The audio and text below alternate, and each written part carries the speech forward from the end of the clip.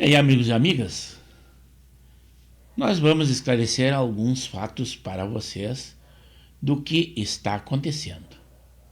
Como vocês sabem, o presidente Lula está na Europa, principalmente para uma reunião do G7, da qual o Brasil não é componente, atua como convidado.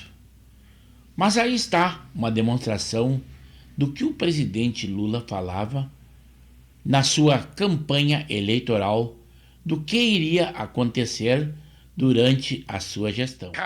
Sabe que tem só um jeito. A pessoa será simplesmente, da forma mais educada possível, convidada a deixar o governo, e se cometeu algo grave, a pessoa terá que se colocar diante das investigações e da própria justiça. Pois aí está, um problema aconteceu e o pessoal espera que ele cumpra pelo menos uma de suas promessas de campanha.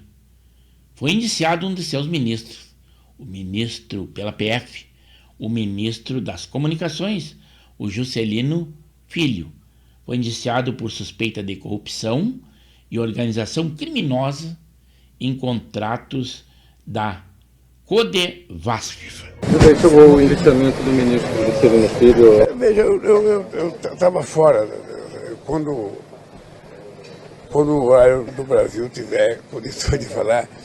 Eu acho que o fato do cara estar indiciado não significa que o cara cometeu o erro, significa que alguém está acusando e a acusação foi aceita. Agora eu preciso que as pessoas provem, sabe, que são inocentes, e ele tem o direito de provar que ele é inocente. Eu não conversei com ele ainda, vou conversar hoje e vou tomar uma decisão sobre esse assunto. Pelo questionamento do repórter, a resposta ficou bem duvidosa. Não pode o governo federal, por estar viajando no exterior, ficar alheio ao que está acontecendo no Brasil. Parece que ele mudou a sua concepção, o seu modo de pensar, como era antes na campanha. Mas não esqueçam que os seus defensores já dizem que esse ministro Juscelino é do União Brasil e que Lula nem o conhecia. Quando ele assumiu o ministério, é que teve essa relação com o presidente Lula. Mas não esqueçam que isso aí são votos muito importantes do Centrão lá no Congresso Nacional. E isso influi muito politicamente. Embora com um desgaste grande também a manutenção desse ministro na gestão Lula. Mas a concepção é dele. A OIT, ela tem a obrigação, companheiro presidente Gilberto, de trabalhar junto com a ONU e junto com os países para que a gente construa um projeto de inteligência artificial que seja do sul global, para que a gente possa competir com os países mais ricos que, ao criar a inteligência artificial, tentam manipular o restante da humanidade. E é importante a gente dizer para o povo que a inteligência artificial nada mais é do que a esperteza de algumas empresas que acumulam todos os dados de todo ser humano. E com a acumulação desses dados, sem pagar um único centavo de dólar para o povo, eles conseguem fazer o que estão fazendo hoje no mundo.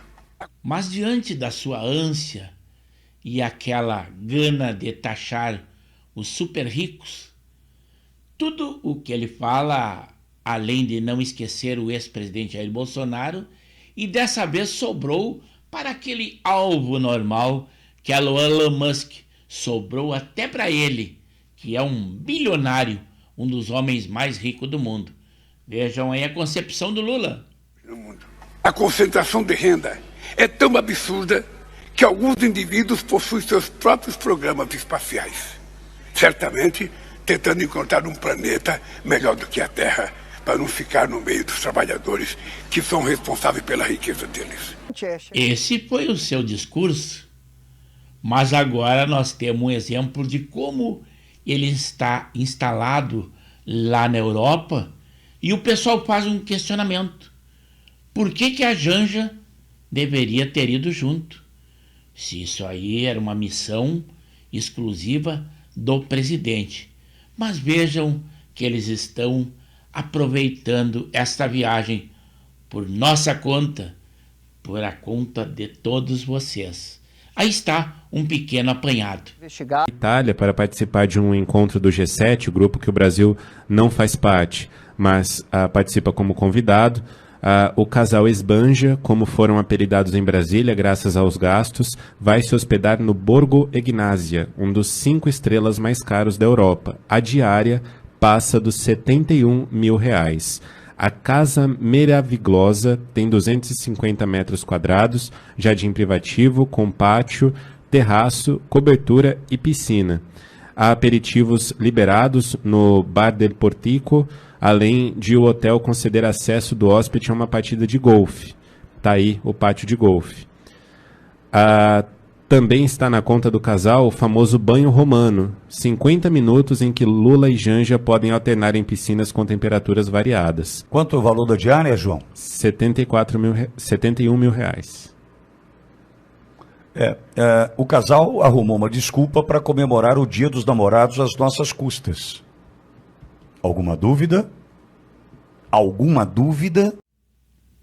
E além desses gastos exorbitantes anunciados, também lembrando que aqui no Brasil eles já vão adquirir tapetes especiais a R$71 mil para os palácios da Alvorada e do Planalto.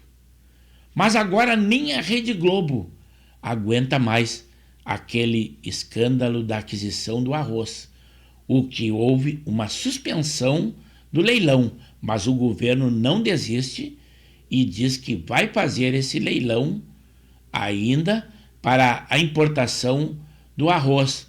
Mas vejam o que um comentarista da Globo News diz aí sobre esses fatos. É chegar o arroz de qualidade, no tempo certo, e sem $15 de propina por tonelada. Que era isso que o Brasil todo, as fontes estavam falando desde o início. Está havendo aí uma importação e vai haver uma taxa de propina de $15 por tonelada. São 263 mil toneladas.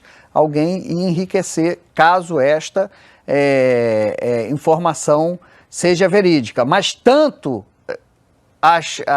os fatos apontam para essa indicação de que havia algo suspeito, que a licitação foi cancelada, já há um pedido de demissão de um nome que nos bastidores já era falado, porque o filho dele estaria envolvido nessa empresa que garantiria a transação, e é o mesmo caso das vacinas do Bolsonaro. O leilão não foi concretizado, o que não significa que não houve crime. Então tem que ser investigado. Itália. Mas vejam o pensamento desse comentarista. É Globo sendo Globo. Mesmo falando da falha que houve, da possibilidade de ilícito nesse leilão do atual governo, ele tinha que lembrar do governo Jair Bolsonaro. Por isso que ele está em evidência o tempo todo nas reportagens. Basta dizer que agora até a Polícia Federal já reinquiriu novamente o Mauro Cid, porque apareceu uma outra joia que foi negociada lá nos Estados Unidos e que o ex-presidente Jair Bolsonaro já disse que não tem conhecimento. Mas agora também aquela operação exitosa que a polícia teve lá no Complexo da Maré. Infelizmente, um sargento morreu, mas nós tivemos 4 mortes. Além dele, né? E mais um policial militar que está em estado grave, o que é lamentável.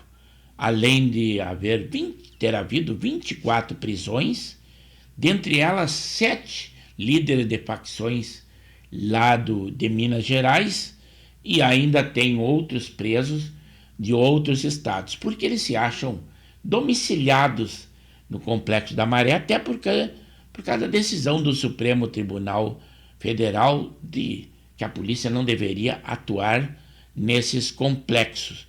Basta dizer que o ministro Fachin interpelou ao governador Castro para que explique a operação.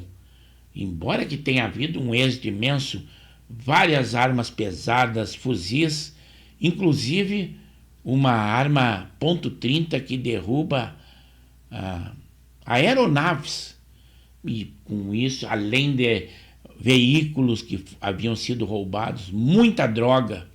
Mas é o Supremo que está interpelando o governador do Rio de Janeiro. Mas com isso eu deixo que vocês, de todas as informações que trouxemos, deem a sua opinião, seu like, comente e, se for o caso, se inscreva no canal de Pepe Severo pelo YouTube. Temos edições diárias e dos mais variados assuntos.